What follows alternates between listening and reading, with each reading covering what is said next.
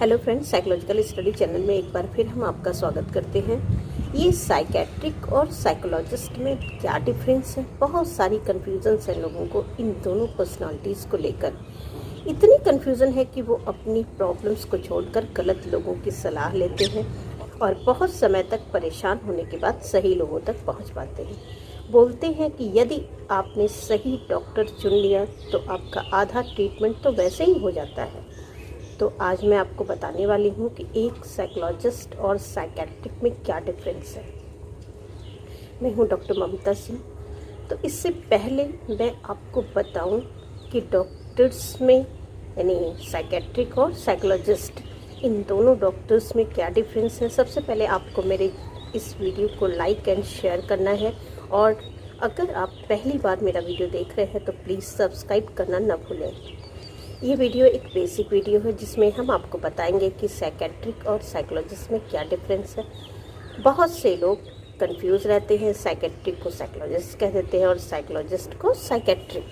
Psychiatric क्या होते हैं लोगों को पता नहीं लग पाता। साइकोलॉजिस्ट क्या होते हैं ये भी पता नहीं होता है। इनमें से किसके पास जाना है किसके पास नहीं जाना है ये भी पता नहीं होता है। तो हम आपको बता दें कि ये दो अलग अलग प्रोफेशंस हैं, दो अलग अलग काम करने वाले लोग हैं।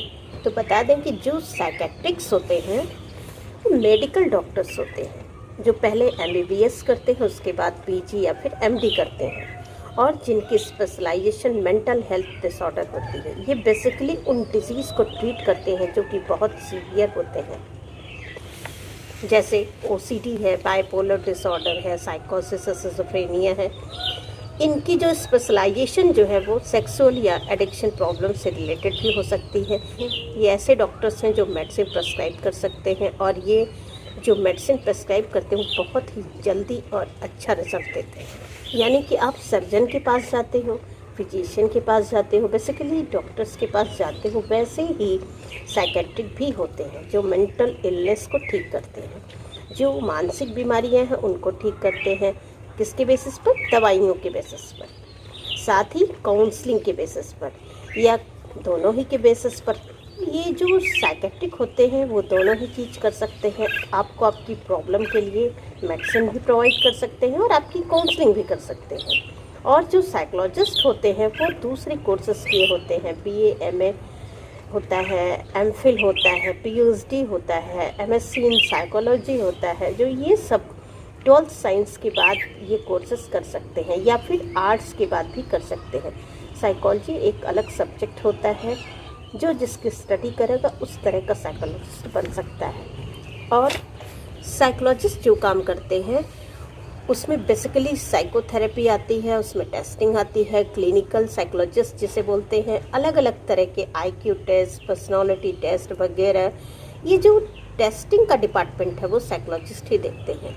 ये काउंसलर भी होते हैं।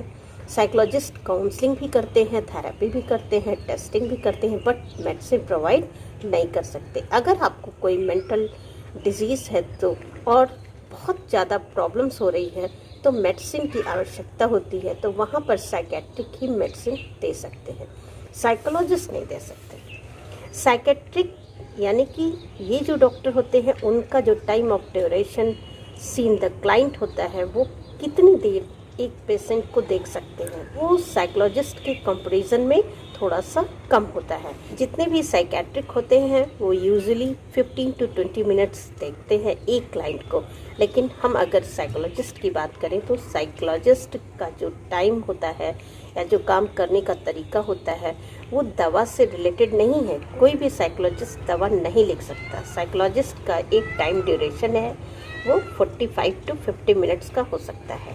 बहुत से लोग सोचते हैं भाई साइकोलॉजिस्ट तो लगभग 1 घंटे ले लेता है, इतना टाइम। तो भाई साइकोलॉजिस्ट मेडिसिन थोड़ी ना प्रोवाइड कर रहा है। हम देख रहे हैं कि क्लाइंट के पास जो प्रेजेंट बिहेवियर है, उसका जो प्रेजेंटेशन है, हर चीज़ को एनालाइज करके फिर उसे सही सॉल्यूशन तक हम पहुंचाते हैं। तो ये एक नॉर्मल ड्यूरेशन है। साइकोलॉजिस्ट का जो अप्रॉक्सीमेटली 45 to 50 मिनट होता है वो नॉर्मल ड्यूरेशन ऑफ टाइम होता है। साइकेट्रिक के कंपैरेटिवली वो ज़्यादा होता है। साइकोलॉजिस्ट स्मॉलर प्रॉब्लम यानी कि जो लाइफ से रिलेटेड प्रॉब्लम चल रही है, जैसे कि रिलेशनशिप है, मैरिटल इश्यूज है, कैरियर सेशन हो सकते हैं और कोई एडवाइस देना हो सकता है। आप अपनी लाइफ की किसी इवेंट में यदि आप फंस गए हो तो वहाँ पर एक मोटो हो सकता है, एक पुश हो सकता है। स्टेज फियर जैसी डेली लाइफ की प्रॉब्लम हो सकती है। कोई ऐसा पर्सनालिटी फ्लो हो सकता है जिससे आप बाहर नहीं निकल पा रहे हो। पोस्ट ट्रॉमा डिसऑर्डर हो सकता है कि किसी की डेथ हो गई है, आपका बिजनेस लॉस हो गया है। ऐसी प्रॉब्लम्स रिलेटेड बहुत ज़्यादा जो कि सीवियर नहीं है, जिनमें बॉडी सिम्टम्स नहीं आ रहे हैं, तो वहाँ पर साइकोलॉजिस्ट फर्स्ट ऑप्शन होता है और साइकेट्रिक सेकंड ऑप्शन होता है। साइकोलॉजिस्ट और साइकेट्रिक का दोनों का ही अपना अलग अलग इम्पोर्टेंस है। अगर आप ये बोलते हो कि आपको आपकी प्रॉब्लम का बेस्ट सोल्यूशन लेना है तो एक ऐसी टीम का सिलेक्शन कीजिए जिसमें साइकेट्रिक हो और साइकोलॉजिस्ट भी। बहुत सारे ऐसे हॉस्पिटल्स हैं जिसमें साइकेट्रिक के साथ ही साथ साइकोलॉजिस्ट दोनों ट्रीटमेंट देते हैं, बट अगर नहीं भी है तो एक साइकेट्रिक आपको मेडिसिन के साथ साथ साइकोलॉजिस्ट से भी ट्रीटमेंट के लिए प्रिस्क्राइब कर रहा है, तो ये बेटर ट्रीटमेंट होगा। दोनों का 50-50% इन्वॉल्वमेंट होता है ताकि आपका ट्रीटमेंट जल्दी और सही तरीके से हो सके।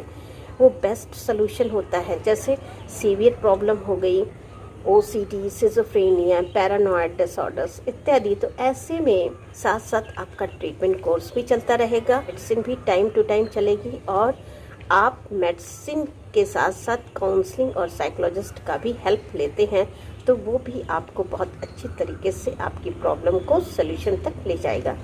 तो ये बेसिक डिफरेंस है साइकेट्रिक एंड साइकोलॉजिस्ट में। तो साइकेट्रिक अपने फील्ड के मास्टर्स होते हैं और साइकोलॉजिस्ट वो वाली फील्ड के मास्टर्स होते हैं जिनमें थेरेपी आती है, जिनमें टेस्टिंग होती है। ये जो आपका बिहेवियर है, वो आपका इमोशन है, उस इमोशन को डील करते हैं। उस इमोशन को डील करने के लिए ब्लड टेस्ट की आवश्यकता थोड़ी ना पड़ती है, उसको एक साइकोलॉजिस्ट ही अच्छे से थेरेपी करके डील कर सकता है।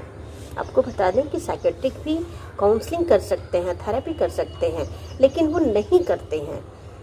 फिर भी आपको बता दें कि एक साइकेट्रिक से आप काउंसलिंग कराइए या थेरेपी कराइए और एक साइकोलॉजिस्ट है, तो साइकोलॉजिस्ट उस फील्ड में यानी टेस्टिंग और थेरेपी के फील्ड में ज़्यादा अच्छे और परफेक्ट होते हैं। चाहे वो अपनी CBT थेरेपी हो, रिलेशनशिप थेरेपी हो, कपल काउंसलिंग सेशन हो या फिर कैरियर काउंसलिंग सेशन हो, ये बहुत सारे ऐसे सेशंस होते हैं जो उसमें बहुत अच्छे से और परफेक्ट रिजल्ट लाने में सक्षम होते हैं। I hope psychologist and psychiatric में डिफरेंस का कॉन्सेप्ट आपका क्लियर हुआ होगा कि एक साइकेट्रिक एंड साइकोलॉजिस्ट में बेसिक डिफरेंस क्या है। तो आपको देखना है कि आपको साइकेट्रिक की ज़रूरत है, साइकोलॉजिस्ट की ज़रूरत है या फिर दोनों की, जिससे कि आपका बेहतर ट्रीटमेंट हो सके। ऐसी ही बहुत सारी वीडियोस के साथ जुड़े रहने के लिए मेरे चैनल को सब्सक्राइब करना नहीं भूलिएगा, साथ ही शेयर और लाइक तो बिल्कुल भी मत भूलिएगा। और चलते हैं फिर नेक्स्ट वीडियो के लिए। Thank you.